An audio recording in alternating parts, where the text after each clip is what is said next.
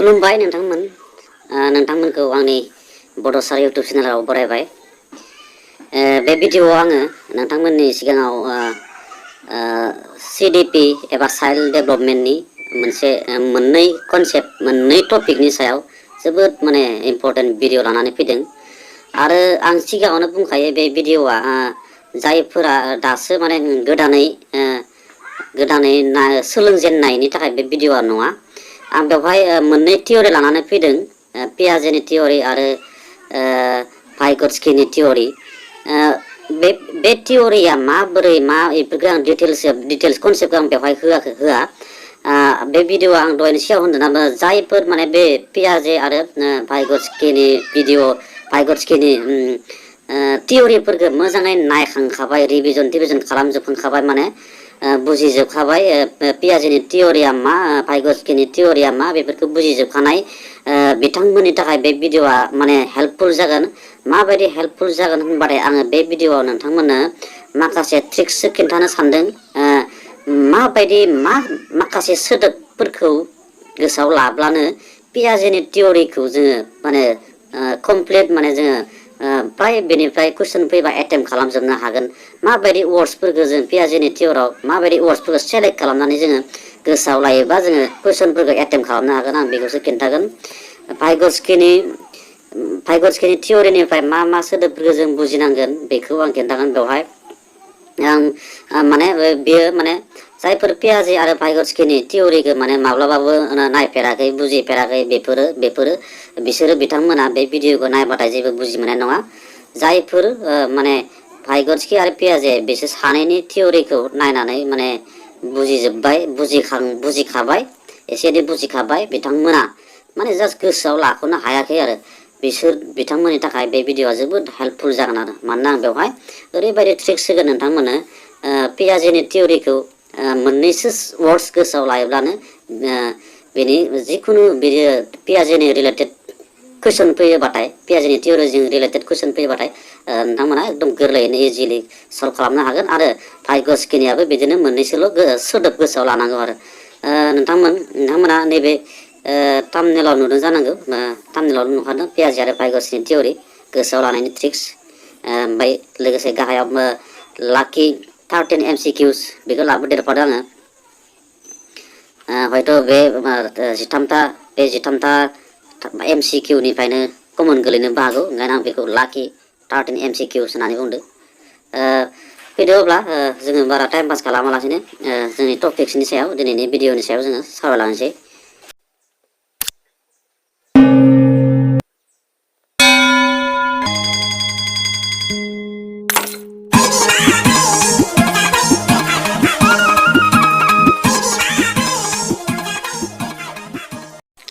पियाजेनि cognitive development theory, नोंथांमोना बेखौ बुजिखाबाय, मिथिखायो। नैबेयाव बे थियरिजों, बिथांनि थियरियाव थानाय रिलेटेड वार्डसफोर, स्किमा, एसिमिलेसन, एकमडेसन। दा बेवहाय ओरैबायदि एकमडेसन माने मा, एकमडेसन माने मा, बेखौ गोसोआव लानोबा मड बेनिफ्राय मडिफिकेसन होननानै गोसोआव लायो। मडिफिकेसन, बे वार्ड मोनसेखौल' गोसोआव लाखि, मडिफिकेसन। एकमडेसन माने मडिफिकेसन होनाल' गोसोआव लाखि। एकमडेसन माने मडिफिकेसन। बेनिफ्राय नैबे स्किमा माने जायखिजाया नलेज, गियान मोननाय, मोनसे गियान मोननाय, बे नलेज होननानै गोसोआव लायो। स्किमा माने नलेज, बिदिल' होननानै गोसोआव ला, स्किमा माने। ओमफ्राय एसिमिलेसन माने निउ सोदोबखौ लाखि। ओमफ्राय निउ एड एबा निउ नोंनि सिगांनि स्किमायाव गोदान मोनसे स्किमा सोदेरनाय, निउ एडेड होनना बुंदों। बिदिना गोसोआव ला बेखौ। स्किमा माने मा, एसिमिलेसन माने मा, एकमडेसन माने मा, बेखौ नोंथांमोना बुजिखायोब्लासो आंनि बे भिडिअ'आ नोंथांमोननि थाखाय हेल्पफुल जागोन। आं स्किमा माने मा बेखौ एकदम टटेलि बेनि डिफिनेसनखौ लायालासिनो, स्किमा माने मा, मोनसे गियान एबा नलेज होननानै गोसोआव ला, बिदि होननानै बुंदों माने। ओमफ्राय एसिमिलेसन माने मा, बेखौ आं टटेलि बेनि डिफिनेसनखौ होआलासिनो, एसिमिलेसन माने मा, निउ एडेड, निउ सोदोबखौ गोसोआव ला बेवहाय एसिमिलेसनाव। ओमफ्राय एकमडेसनाव मा, बेनि एकमडेसन माने मा, बेनि डिफिनेसनखौ होआ आं बेवहाय, मानोना नोंथांमोना बुजिखागौ। आं दहाय सिगाङावनो होनखादों, आं बेनि डिटेल्स कनसेप्ट होआ, बेनि ट्रिक्स होगोन आं माबायदि गोसोआव लानांगौ एकोमोडेशननिफ्राय मडिफिकेशन बे सोदोबखौ गोसोआव लायोब्लानो जागोन आरो दा बेवहाय बे मोनथाम वर्ड्सफ्रा जोबोद इम्पर्टेन्ट आरो बेनिफ्रायनो कुइसन फैयो आरो नायबावनि पियाजेनि थियरियाव पियाजेआ मोनब्रै स्टेज होदो डेभेलपमेन्टनि मोनब्रै स्टेज होदो बेयो 4 स्टेजेस बे स्टेजेसखौबो नोंथांमोना बे सिरियाल गोसोआव लाखिनांगोन बे सिरियाल गोसोआव लानोबा नै SPCF होननानै गोसोआव लाखिनांगोन बे थांनाय 2019 आवबो फैदोंमोन बेयो सिरियालै सोंदोंमोन बेखौ पियाजेनि बे स्टेजेसफोरखौ सिरियाल सोंदोंमोन दा सिरियाल बा SPCF होनना गोसोआव लाखिनांगोन S माने सेन्सरि मटर स्टेजेस ओमफ्राय P आवनो प्रि अपारेशनेल स्टेजेस ओमफ्राय C आवनो कनक्रिट अपारेशनेल स्टेज ओमफ्राय F आव फर्मेल अपारेशनेल स्टेज नोंथांमोना नैबे गाहायाव लिरना होदो सेन्सरि S निफ्राय सेन्सरि मटर स्टेजेस बेनि बैसोआ बेखौबो गोसोआव लाखि 0 to 2 years सेन्सरि मटर स्टेजआ बेनिफ्राय नैबे P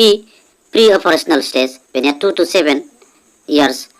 बेनिफ्राय C कनक्रिट अपारेशनेल स्टेज बेवहाय 7 to 11 आरो 4 आव फर्मेल अपारेशनेल स्टेजेस बेवहाय 11 to 15 बैसोआ बेखौबो गोसोआव लाखि आरो एज पिरियडआ दा बेवहाय माबे स्टेजाव माबायदि केरेक्टार्स आखुथायफोर जोंनि मानसिनि खुदियानि गथ'फोरनि मा स्टेजाव माबायदि आखुथाय बे आखुथायफोर मोननैसो ओरैबायदि गोसोआव लाखिनांगोन नोंथांमोना बेनिफ्राय माने कुइसन फैगोन आरो माबायदि गोसोआव लाखिनांगौ बेबो जोबोद इजि नैबे 1 नाम्बार बेवहाय नोंथांमोना सेन्सरि मटर स्टेज माने बैसोखौ नालाय 0 to 2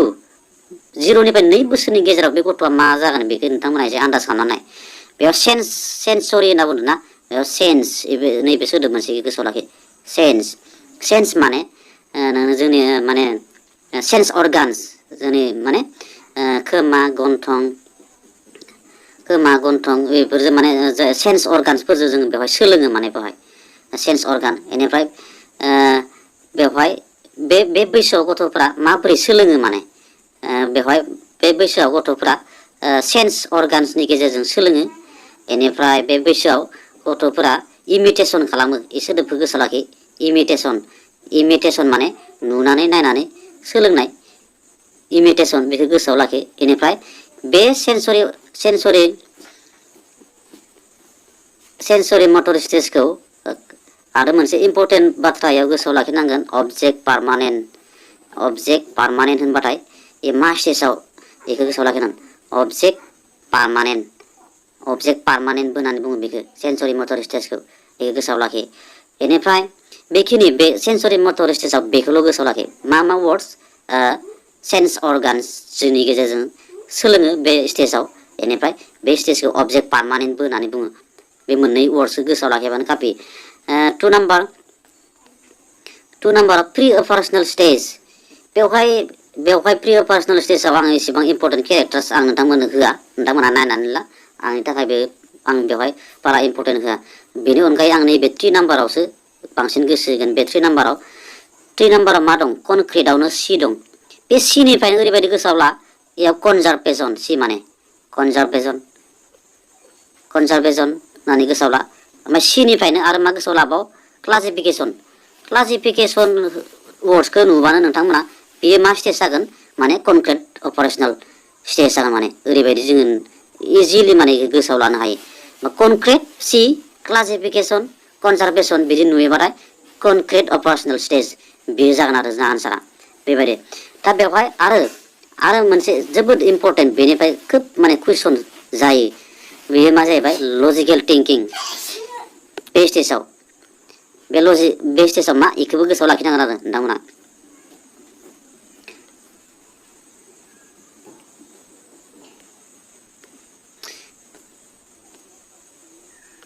लजिकेल थिंकिं होननानै लजिकेल थिंकिं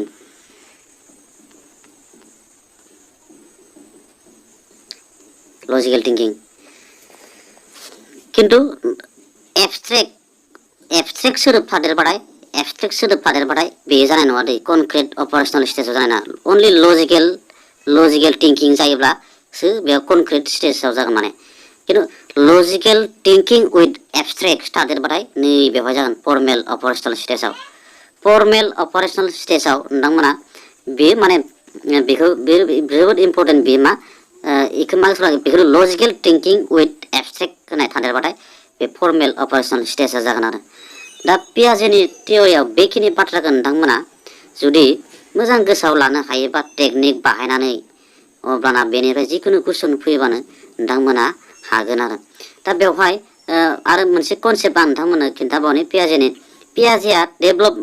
थाखाय डेभलपमेन्ट प्रसिड्स लार्निं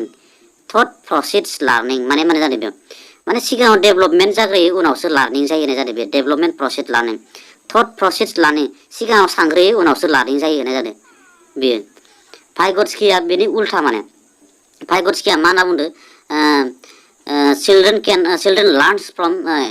social इन्टारेक्सननिफ्रायसो जोङो माने सोलोङो होननानै बुंदों भाइगत्स्किया दा बेयो बे भाइगत्स्किया माने पियाजेनिया बिदि नङा माने बे रोखोम अब्ला जों नोंथांमोना बे पियाजेनि थियरिखौ एसे टेकनिक माने मा टेकनिक खिन्थादों आङो मा वर्ड्सफोरखौ नोंथांमोना गोसोआव लानांगौ बेखौ नोंथांमोना गोसोआव लादो स्किमा माने नलेज होननानै गोसोआव ला एसिमिलेसन माने निउ माने सिगांनि स्किमायाव गोदान निउ सोदेरनाय गोदान गियान सोदेरनाय बेफोरबायदि एकमडेसन माने मडिफिकेसन सिगांनि नलेजखौ मडिफिकेसन खालामनाय बेबायदि आरो फर स्टेजआ सिरियाल SPCF S आवनो सेन्सरि मटर स्टेजेस P आवनो प्रि अपारेशनेल स्टेजेस C आवनो कनक्रिट अपारेशनेल स्टेज F आवनो फर्मेल अपारेशनेल स्टेज सेन्सरि मटर स्टेजाव मा केरेक्टारखौ गोसोआव लाखिनांगौनो बेवहाय बे सेन्स अर्गान्सनि गेजेरजों सोलोङो अबजेक्ट पार्मानेन्ट बे मोननैखौ बेनिफ्राय प्रि अपारेशनेल इम्पर्टेन्ट गैया होनना होनदों आं ओमफ्राय C नाम्बार कनक्रिटआवनो C दं नालाय C आवनो कनजारभेसन क्लासिफिकेसन बे वर्डखौ नुबानो कनक्रिट अपारेशनेल स्टेज जागोन बेनिफ्राय फर्मेलाव लजिकेल थिंकिं उइथ एबस्ट्रेक्ट होनबाथाय फर्मेलाव जागोन फर्मेल अपारेशनेल स्टेजाव जागोन खिन्थु लजिकेल थिंकिंल' जायोबा कनक्रिट अपारेशनेल स्टेजाव जागोन बेबायदि गोसोआव लाखिनांगोन अब्ला नेक्स्ट भाइगत्स्कि थियरिनिया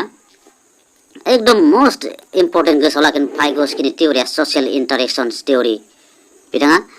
ससियेलनिफ्रायसो समाजनिफ्रायसो सोलोङो होननानै बुंदों सासे गथ'आ समाजनिफ्रायसो सोलोङो होननानै बुंदों बियो भाइगत्स्किया माने बेनिखौ ससियेल कनस्ट्राक्टिभिजम होननानै बुङो भाइगत्स्किखौ दा बेवहाय बेनो माखासे वर्ड्सफोर दं स्केफल्डिं माने मा बेनि वर्ड्सआ ओरैबायदि सापर्ट बाय एडाल्ट्स टु फिनिश द टेक्स्ट माने खायसे गथ'फोरा जा मोनसे बैसोआव हमना ला 2 to 2 बोसोर बे बोसोरखिनि बैसोनि गथ'आ गावनि बैसोजों लोगोसे गावनि लेभेल जि मानखिनि हानांगौ बे लेभेलखौल' हागोन बे गथ'आ खिन्थु बेनिख्रुइ आरो बेनि लेभेलनि बे गथ'नि बैसोनि लेभेलनि बारा गोरा कुइसनफोर बारा गोरा प्रब्लेमफोरखौ बे गथ'आ सल्भ खालामनो हाया अब्ला बिसोरो सल्भ खालामनो हाथारै नङा माने खायसे गोरों मानसिया खिन्थाना होयोबाथाय हानोबो हागौ आरो ओंखायनो मा होनो सापर्ट बाय एडाल्ट्स टु फिनिश द टेक्स्ट माने बै सापर्ट खालामनायखौनो स्केफल्डिं होननानै बुंदों माने ओमफ्राय ZPD इम्पर्टेन्ट जन अफ प्रक्सिमेल डेभलपमेन्ट बेयो मा होनना बुंदों हमना ला नैबे गथ'आ सासे गथ'आ नैबेखिनि एरियायाव थानाय प्रब्लेमफोरखौल' सल्भ खालामनो हायोलायनो खिन्थु नैबे एरियायाव थानाय बेयो बे एरियायाव थानाय बे एरियानि प्रब्लेमफोरखौ सल्भ खालामनाया हारसिङै खिन्थु सोरबा सासे खिन्थाना होयोबाथाय सोरनिबा हेफाजाबै बेखौबो सल्भ खालामनो हागोन बेबायदि नैबे बे एरियाखौनो ओंखायनो मा होनना बुंदों बे एरियाखौ जन अफ प्रक्सिमेल डेभलपमेन्ट होननानै बुंदों आरो आं बेखौ इसेबां डिटेल्सआव थाङा मानोना आङो दहायनो होनखादों आं बेखौ जायफोर सिगां बुजिखाबाय बेफोरनि थाखायसो बे भिडिअ अब्ला बेवहाय जोंना मा ZPDखौ मा होनना गोसोआव लाखिनांगोन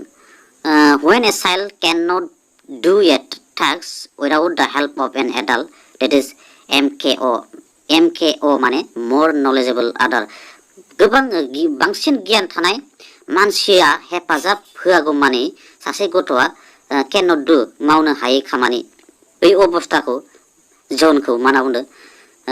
जन अफ प्रक्सिमेल डेभलपमेन्ट माने गथ'आ ओरैबायदि अबस्थायाव सहैनाय जे जाय अबस्थायाव गथ'आ गाव हारसिं माने खामानिखौ मावनो हाया आरो मालायनि हेफाजाब नङाब्ला बै अबस्थाखौनो मा होनना बुङो जन प्रक्सिमेल डेभेलपमेन्ट बेनिफ्राय मस्ट इम्पर्टेन्ट आरो प्राइभेट स्पिचआव बे वर्डखौ गोसोआव लाखिथार चिल्ड्रेन प्राइभेट स्पिच माने मा children use private speech to guide their own actions गावनि गेजेराव रायलायनायखौनो प्राइभेट स्पिच होनना बुंदों बे भाइगरस्किया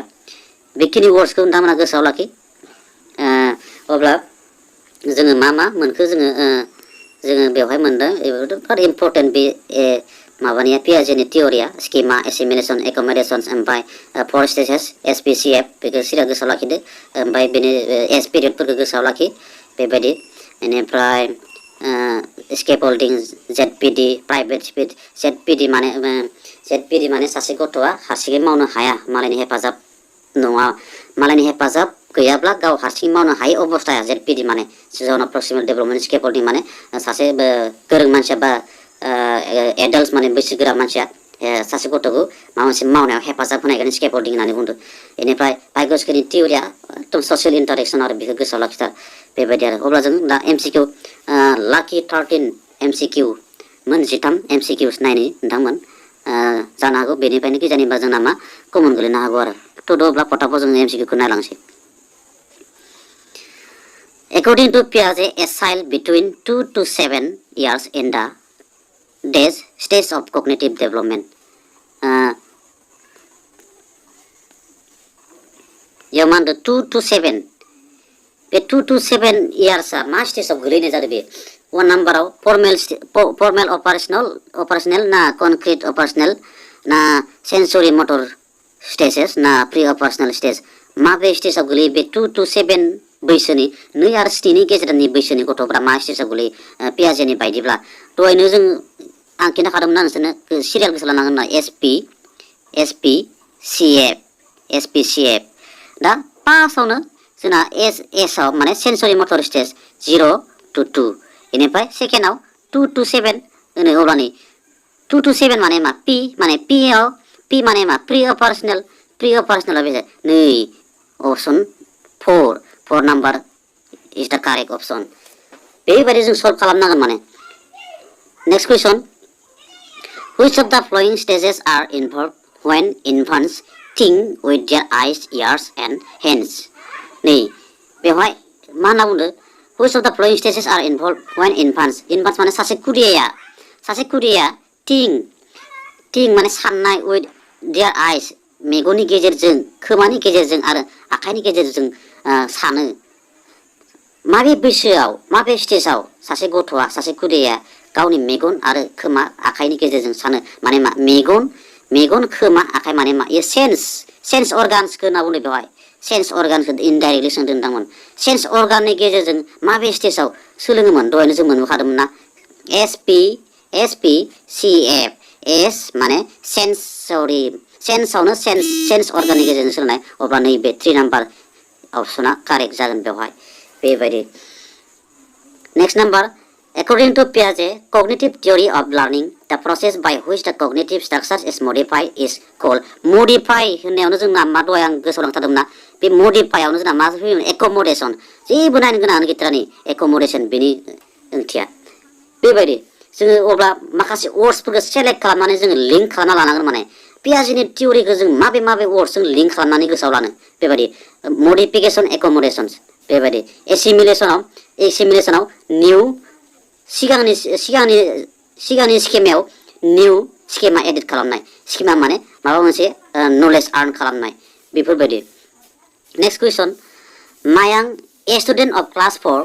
can play games on cell phone without anybody's help नै मायांगआ सासे थाखो 4 नि गथ' can play games on cell phone मोनसे गंसे मबाइलाव बे without anybody's help रावनिबो हेफाजाब लायालासेनो मबाइलाव गेम गेलेनो हायो होनदों सासे क्लास 4 नि गथ' मायांगआ but नाथाय he is able to open a word file on computer with the help of his father only नाथाय बियो open a word file on कम्पिउटाराव मोनसे फाइलखौ खुलिनो हायो खालि with the help of his father only बिफानि हेफाजाबैसो बियो कम्पिउटारनि मोनसे फाइलखौ ओपन खालामनो हायो बिफानि हेफाजाब नङाबा हायानो जादों अब्ला दिस डिफारेन्स इज माने जादों बेयाव मा होनदों मालायनि हेफाजाब बैसो एडाल्टसनि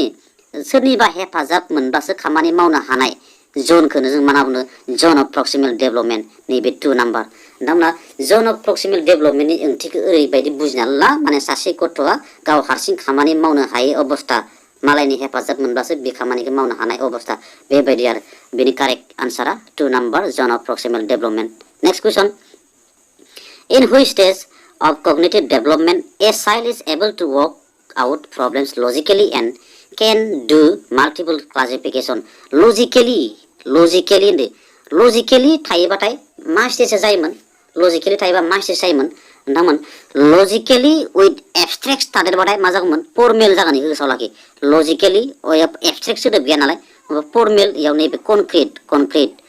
operational stage जागोन बेयाव logically thinking logically problems इफोरबायदि थायोबाथाय किन्तु logically with abstract थादेरबाथाय फर्मेल operational stage जागोन बेखौ गोसोआव लाखि बेफोरबायदि जों लिंक खालामना लाखिनांगोन next question learning in the zone of proximal development is possible when zone of proximal development आव माब्ला लार्निंआ पसिबल जायो माब्ला सोलोंनो हायो जन अफ प्रक्सिमेल डेभेलपमेन्ट अबस्थायाव सासे गथ'आ माबोरै मा अबस्थायाव सोलोंनो हायो माने होमबा जन अफ प्रक्सिमेल डेभेलपमेन्ट माने गथ'आ हारसिं सोलोंनो हाया बे मालायनि हेफाजाबावसो सोलोंगोन अब्ला इयाव अपसन नायदो दा लार्नार डास नट रिक्वायर एनि हेल्प फ्रम एनिबडी इयाव होनदो सासे सोलोंसाया रावनिबो डास नट रिक्वायर जे रावनिबो हेफाजाब नाङा होनना बुंदो हेफाजाब नांगौ जन अफ प्रक्सिमेल डेभेलपमेन्टआव अब्ला बे अपसना रं The text is difficult to be done by the learner alone. बे नंगौ दै माने खामानिया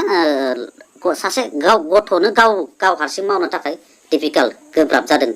बेयो नंगौ दा लार्नार 3 नाम्बार दा learner has attained the necessary skills teachers and parents don't interfere नि बेनो जोंना बे गथ'आ हारसिं मावनो हायै अबस्थाखौनो जों जन अफ प्रक्सिमेल डेभेलपमेन्ट होननानै बुङो बेबायदि next question The concept of private speech of children as proposed by Vygotsky private speech के मानाव गावसोरनि गेजेराव their own actions सोदोबखौ नुबाथाय बे private speech खौ सायख'खार नैबे बेबायदि गावसोरनि गेजेरावनो सावरायनाय गावसोरनि गेजेरनि गावनि थाखायनो रायलायनाय गावनो गाव हारसिं गोब्राब लाबायनायखौ जों private speech होनना बुंदों next question which one of the following is a correctly matched pair माबे जरासेया माने correctly गोरोबनाय आरो दा बेवहाय नाय 1 नाम्बार कनक्रीट ऑपरेशनल चाइल्ड कनक्रीटआवनो मा थायोमोन जोंना कनजार्भेशन क्लासिफिकेशन इदि थायोमोन नैयाव नै कनजार्भ क्लासिफिकेशन बे मोननैबो दंखायो बेनो गोरोबदो which one of the following is a correctly matched होनना बुंदोंना माबे जराया थार गोरोबनाय होनना concrete operational child is able to conserve and classify इनो सियावनो कनजार्भ क्लासिफाई बे वर्ड्सफोरखौ लिंक खालामनानै ला नोंथांमोन अब्लानो नोंथांमोना आनजादाव जेबो गोनो गोथो गैयालासे सेलेक्ट खालामनो हागोन आनसारखौ नेक्स्ट फिटिं निउ इनफरमेशन होनाय लोगो लोगोनो मा फैयोमोन assimilation new added new knowledge new fitting new information into existing schema सिगांनि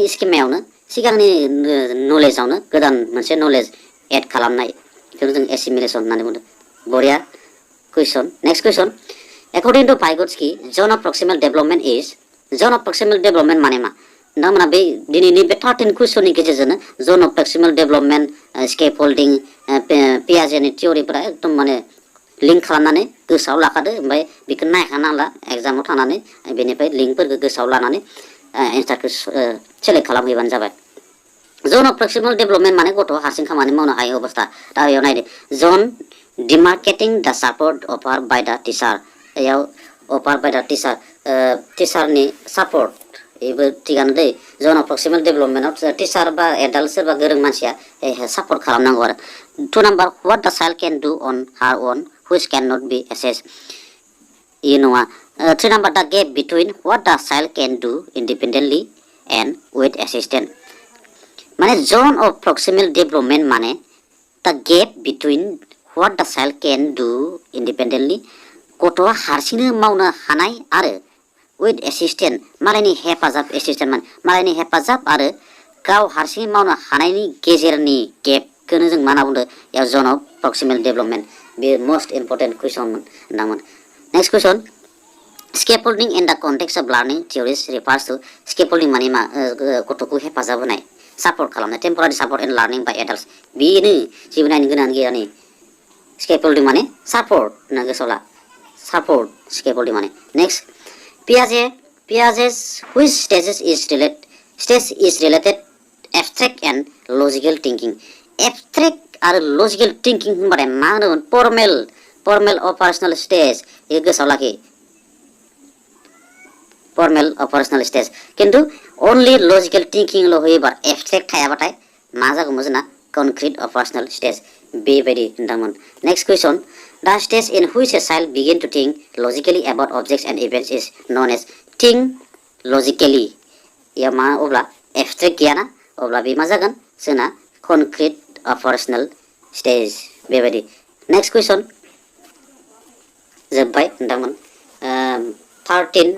lucky MCQs on CDP on Piaget and Vygotsky theory मोन 13 लाखि सोंथिफोर पियाजे आरो भाइगस्किनि थियरिनि सायाव बेखिनिखौ आं नोंथांमोननो शेयार खालामबाय नोंथांमोना जुदि भिडिअखौ मोजां मोनदोंबा लाइक कमेन्ट हो आरो लोगोफोरनो शेयार खालाम आरो नोंथाङा जुदि चेनेलखौ साबस्क्राइब खालामाखैबा साबस्क्राइब खालामना होनो थाखाय नोंथांमोनखौ गुरैयै खावलायनाय जाबाय दिनैनि भिडिअखौ एसेयावनो दोनथ'बाय गोजोनथों थेंक इउ